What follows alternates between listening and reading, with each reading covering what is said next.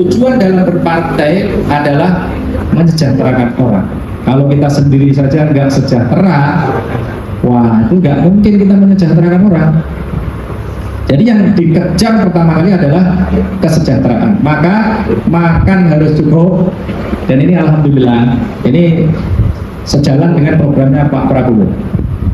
Pak Prabowo punya program yang ingin mensejahterakan, ngasih makan bergizi gratis. Itu program yang luar biasa. Dan kalau saya mengatakan ini dibilang, iya kamu dukung Prabowo karena kamu PAN, ya pasti pendukung Prabowo. Saya biasanya guyon. Bukan saya dukung Pak Prabowo, tapi Pak Prabowo dukung saya. Bagaimana itu maksudnya?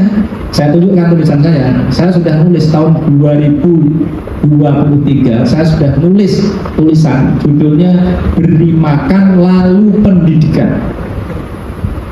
Bisa dicek Pak, itu di Google, tulis Beri Makan Lalu Pendidikan Muhammad Ngasih. Nanti muncul itu, tahunnya 2023. Jadi saya tidak asal-asal ngomong, tapi saya pakai data. Kenapa saya sampai pada kesimpulan itu, harus beri makan dulu. Saya ini alhamdulillah, walaupun tadi disebut Ustadz tadi itu, saya sebenarnya kalau dipanggil Ustadz itu agak gimana gitu. Tapi karena yang manggil Syekhul Azhar, ya kan? Wah itu luar biasa, Syekh Al Azhar. Saya cuma dosen biasa di UI sama UNJ, dia Syekh Al Azhar. Kairo Mesir, ya. Pusat ilmuwan Islam. Nah, jadi saya punya pengalaman apa? Mengajar. Tidak hanya di kampus, kalau di kampus habis ngajar kan ya sudah gitu aja. Tapi saya bikin pesantren di belakang rumah saya di Ngalian itu. Santrinya mahasiswa. Ini yang nyontek itu termasuk itu salah dua itu ada dua di situ santri saya. Kemudian tahun 2019 saya bikin pesantren untuk SMP dan SMA.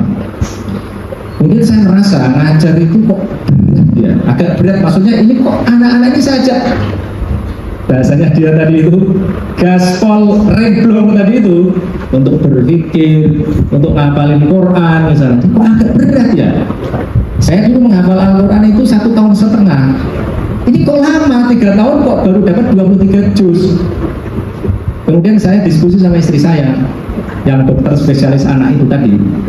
Saya tanya, yang ini gimana ya? Aku kok ngajar kayak orang dorong mobil mogok.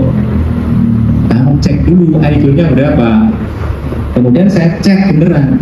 Di sini saya cek, di sana saya cek. Ternyata betul Pak. Kalau di sini agak tinggi nih, karena kuliah sudah saya seleksi. Yang di sana nggak saya seleksi. Itu memang betul-betul IQ-nya rata-rata 78,49. Tuh saksinya itu ada Pak Saiful. Pak Saiful kan anaknya mondok di tempat saya juga. Memang ada yang tinggi, kayak anak Pak Saiful ini tinggi, ya kan? Bukan karena ada orangnya di sini. Anaknya ini termasuk yang tinggi. Makanya saya ajak masuk jadi pengurus PAN. Karena berarti kesejahteraannya bagus nih. Anaknya IQ-nya tinggi. Ada yang 130 IQ-nya. Tapi ada dari dapil saya, salah satu dapil di sebelah barat sana itu, nggak saya sebut kotanya, itu IQ-nya 68. Kalau 68 itu yang mirip-mirip gorila sebenarnya. Loh ini bukan apa-apa ini keprihatinan kita. Tapi Pak Prabowo tadi tahu bagaimana caranya untuk membuat kita lebih sejahtera tadi itu, keluar dari kebodohan. Nah selama ini yang sering dikatakan orang kalau pendidikan bagus maka akan jadi pintar. Ternyata nggak bisa begitu Pak. Kalau raw materialnya jelek, maka mau diajari sampai kita ngamuk-ngamuk juga tetap nggak pinter-pinter. Ini yang di sini ada yang guru nggak? Ada yang guru pasti pernah mengalami. Ngajar anak pinter sama ngajar anak yang tidak pinter rasanya beda kan? Ngomong sama orang pinter sama orang yang tidak pinter rasanya gimana Pak? Beda nggak? Beda.